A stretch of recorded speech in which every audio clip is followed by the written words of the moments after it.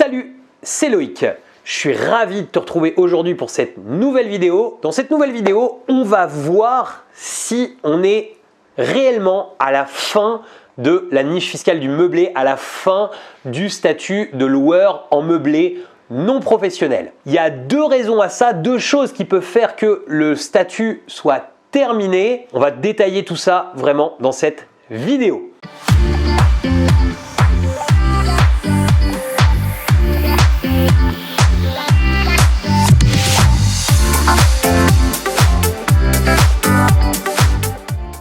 Alors juste avant de démarrer, je vais t'inviter à t'abonner à cette chaîne, rejoindre des milliers d'investisseurs qui l'ont déjà fait. Pour ça, tu as juste besoin de cliquer sur le bouton s'abonner qui est apparu dans la vidéo ou bien juste en dessous de la vidéo. Et surtout, n'oublie pas la petite cloche pour être prévenu à chaque fois que je publie une nouvelle vidéo. Je t'ai mis aussi un lien vers le guide de l'investissement, ce guide PDF qui te permet de pouvoir démarrer sereinement des investissements rentable. Alors cette vidéo fait suite à une vidéo que j'ai publiée il y a plusieurs mois. J'ai attendu un certain temps avant d'en faire la suite. Pourquoi? Parce que il y a beaucoup de choses qui sont sorties sur le statut LMNP et je te conseille de prendre quelques instants parce qu'on va donner beaucoup d'informations dans cette vidéo. Le lien vers cette vidéo, je vais te la remettre. Je me posais la question si on était à la fin de la niche fiscale du meublé. En gros, en début d'année, pour faire un petit rappel rapide, mais si tu souhaites aller plus loin sur le sujet, tu peux cliquer sur le lien. Mais en gros, ce qui s'est passé, c'est que en début d'année, il y a le Conseil constitutionnel a déclaré inconstitutionnel le fait de devoir être affilié au registre du commerce et des sociétés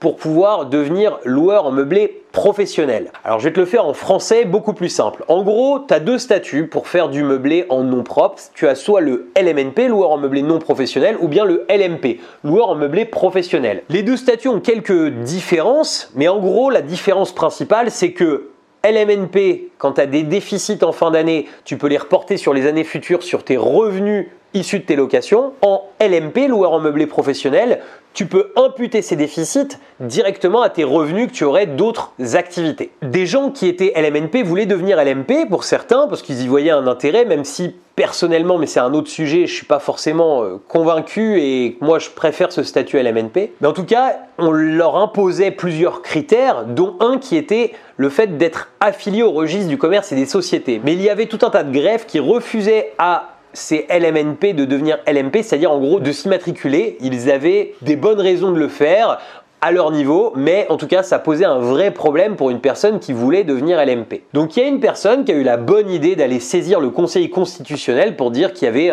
en gros un abus et le Conseil constitutionnel a dit cette clause n'existe plus, pour faire très simple. Donc comme elle n'existe plus, la question qui se pose à aujourd'hui c'est est-ce que du moment qu'on remplit les critères de chiffre d'affaires et de revenus, donc les critères de base, est-ce que d'office on devient LMP? J'ai posé la question à un avocat, j'ai posé les questions à un expert comptable, leurs avis étaient un petit peu divergents, donc j'ai posé la question à un autre expert comptable, à un autre avocat, les avis étaient toujours divergents, donc j'ai appelé le centre des impôts, l'avis était toujours plus ou moins divergent.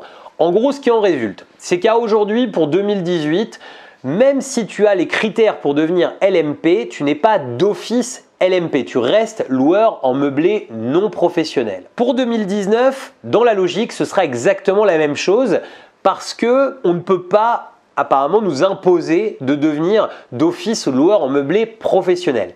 Je rajoute un apparemment parce que je te dis, j'ai eu plusieurs sons de cloche de plusieurs professionnel. C'est rare que j'ai ce genre de positionnement sur la chaîne, mais tu sais bien que je suis là pour donner les véritables données. Je reste totalement persuadé, mais ça n'engage que moi, qu'on va pouvoir complètement rester LMNP à partir de ça et que le danger ne va pas venir de cette loi parce que finalement, l'État, en général, quand tu interroges les services fiscaux, il voit plutôt le statut, donc loueur en meublé professionnel, comme une niche fiscale encore plus importante que la location meublée non professionnelle. Donc je vois pas pourquoi il nous imposerait de devenir loueur en meublé professionnel. Alors j'espère que je t'ai pas trop perdu, mais là on va vraiment rentrer dans le vif du sujet, ce qui réellement va faire très certainement que le statut de loueur en meublé non professionnel s'arrête. Ça fait des années que j'entends des gens jour après jour, année après année nous dire que ça y est, c'est terminé, la location meublée non professionnelle, cette niche va disparaître.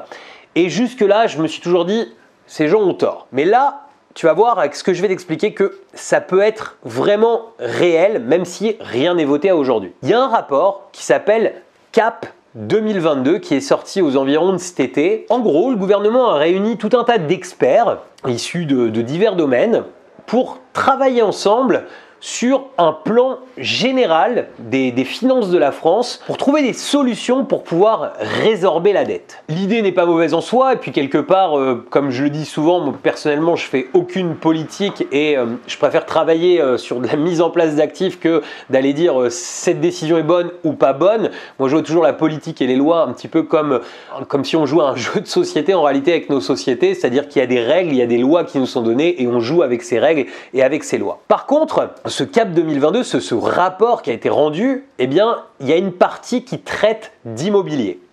Et dans cette partie qui traite d'immobilier, ce qui a été visé, c'est réellement l'allocation meublée non professionnelle, ce statut de LMNP. Et là, je pense que réellement, le danger peut venir d'ici. Pourquoi? Parce que, en gros, ce qu'ils ont conclu, pour faire très simple, mais tu peux retrouver très facilement sur Google en tapant CAP 2022, ce rapport, si tu souhaites voir plus en détail, c'est, je crois, aux environs de la page 70, si je dis pas de bêtises. Ce qu'ils ont conclu, c'est que le statut de loueur en meublé non professionnel était un statut qui coûtait cher à la France et qui donnait trop d'avantages aux personnes qui utilisaient ce statut. Donc l'idée, c'est tout simplement de retirer la possibilité de réaliser des amortissements, c'est-à-dire la possibilité d'amortir le bien. C'est vrai que le statut, moi, il m'a toujours semblé un petit peu fou parce que en société, tu peux amortir quelque chose quand tu l'achètes, mais le jour où tu le revends, quand tu l'as passé en amortissement, si tu fais un bénéfice dessus, bah, tu vas payer une plus-value. Là, on a le droit aux amortissements, de déduire de nos impôts les amortissements et en plus, on a la possibilité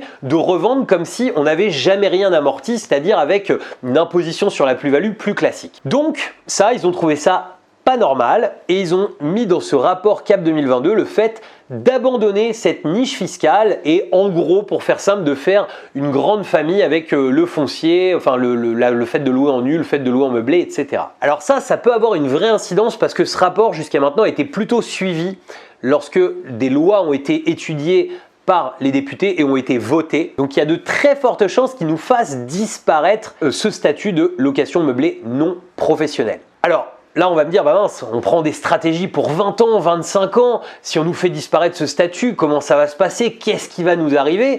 Parce que effectivement, si tu es rentable aujourd'hui avec ce statut et que demain on te retire l'amortissement, bah, ça va être beaucoup plus compliqué. Donc là, tout simplement, j'ai interrogé un avocat pour savoir comment ça allait se passer. Alors sa réponse, elle est simple.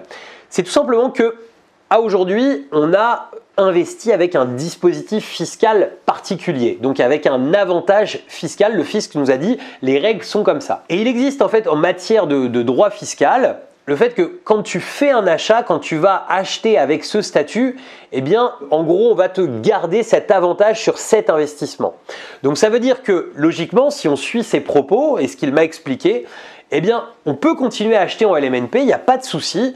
Tant que le statut existe, on sera fiscalement en LMNP pendant le nombre d'années où courront justement cet investissement. Par contre, les nouveaux investissements qu'on réalisera ne seront plus aussi avantageux que ce système. Personnellement, je vais commencer à prendre les devants parce que j'aime bien toujours mutualiser le risque.